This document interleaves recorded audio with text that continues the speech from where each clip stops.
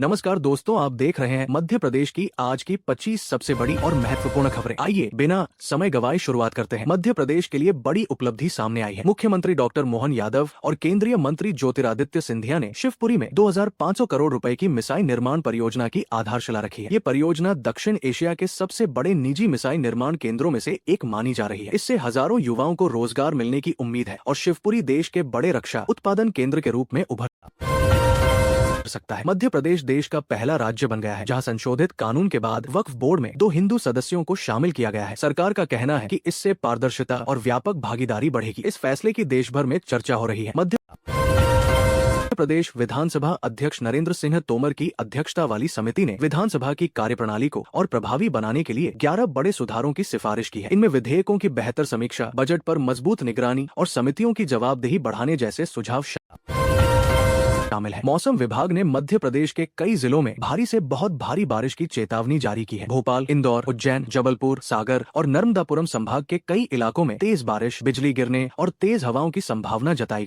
मध्य प्रदेश खेल एवं युवा कल्याण विभाग की टैलेंट सर्च 2026-27 योजना में बड़ी संख्या में युवा हिस्सा ले रहे हैं। चयनित खिलाड़ियों को राज्य की खेल अकादमियों में प्रशिक्षण दिया जाएगा ताकि भविष्य के राष्ट्रीय और अंतर्राष्ट्रीय खिलाड़ी तैयार किए जा सके। मध्य प्रदेश विधानसभा को और मजबूत बनाने के लिए 11 बड़े सुधारों की सिफारिश की गई है। इसमें विधेयकों की बेहतर जांच, बजट पर सख्त निगरानी और समितियों की जवाबदेही बढ़ाने जैसे प्रस्ताव शामिल हैं। मौसम विभाग ने मध्य प्रदेश के कई जिलों में भारी बारिश का अलर्ट जारी किया है। भोपाल, इंदौर, जबलपुर और उज्जैन में तेज बारिश और बिजली गिरने की चेतावनी दी गई है। मध्य प्रदेश में 950 मेगावाट के सोलर प्रोजेक्ट शुरू किए गए हैं। इससे राज्य में बिजली उत्पादन बढ़ेगा और हजारों लोगों को रोजगार मिलेगा। सरकारी कर्मचारियों को हाल ही में डाक बढ़ोतरी का लाभ मिला है। अब राज्य में कर्मचारियों की आय में सुधार देखने को मिल रहा है। मध्य प्रदेश में कृषि विभाग में 2784 पदों पर बड़ी भर्ती निकली है। आवेदन प्रक्रिया शुरू हो चुकी है और लाखों युवा आवेदन कर रहे हैं। एमपी बोर्ड और यूनिवर्सिटी लेवल पर कई परीक्षाओं के रिजल्ट जारी किए जा रहे हैं। छात्र वेबसाइट पर लगातार अपडेट चेक कर रहे हैं।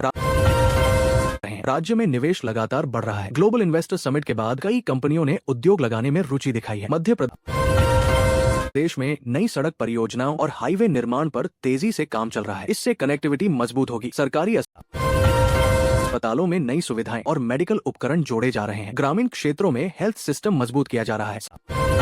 सरकार ने फसल बीमा और खाद सप्लाई को लेकर बड़ा अपडेट दिया है। किसानों को किसी भी तरह की कमी न हो, इस पर फोकस किया जा रहा है। मध्य प्रदेश में कानून व्यवस्था को और मजबूत बनाने के लिए सरकार ने पुलिस सिस्टम में कई अहम बदलाव शुरू किए हैं। कई जिलों में नए अधिकारियों की तैनाती की गई है और पुलिसिंग को डिजिटल और तेज बनाने पर जोर दिया जा रहा है। सरकार का कहना है कि अपराध नियंत्रण के लिए तकनीक आधारित निगरानी को बढ़ाया जाएगा ताकि हर जिले में रियल टाइम एक्शन लिया जा सके। राज्य के सरकारी स्कूलों में अब डिजिटल एजुकेशन को तेजी से लागू किया जा रहा है। Smart classes, online learning platform और डिजिटल कंटेंट के जरिए बच्चों की पढ़ाई को आधुनिक बनाया जा रहा है। सरकार का लक्ष्य है कि ग्रामीण और शहरी शिक्षा के बीच का अंतर खत्म किया जा सके और हर छात्र को समान अवसर मिले।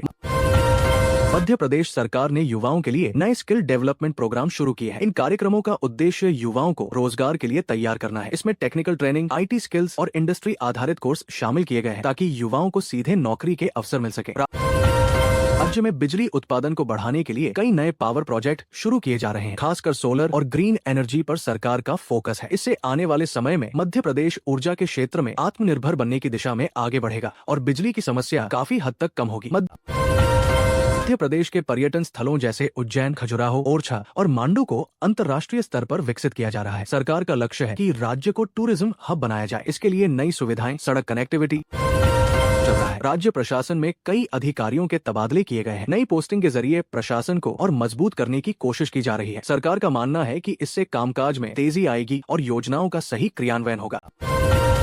महिलाओं के लिए मध्य प्रदेश सरकार ने कई नई योजनाएं लागू की है। इसमें आर्थिक सहायता, स्वरोजगार और प्रशिक्षण कार्यक्रम शामिल है। सरकार चाहती है कि महिलाएं आत्मनिर्भर बने और हर क्षेत्र में आगे बढ़े। गांवों के विकास के लिए सड़क, पानी और बिजली जैसी बुनियादी सुविधाओं को मजबूत किया जा रहा है। सरकार का लक्ष्य है कि हर गांव तक बेहतर इंफ्रास्ट्रक्चर पहुंचे और ग्रामीण जीवन स्तर में सुधार हो।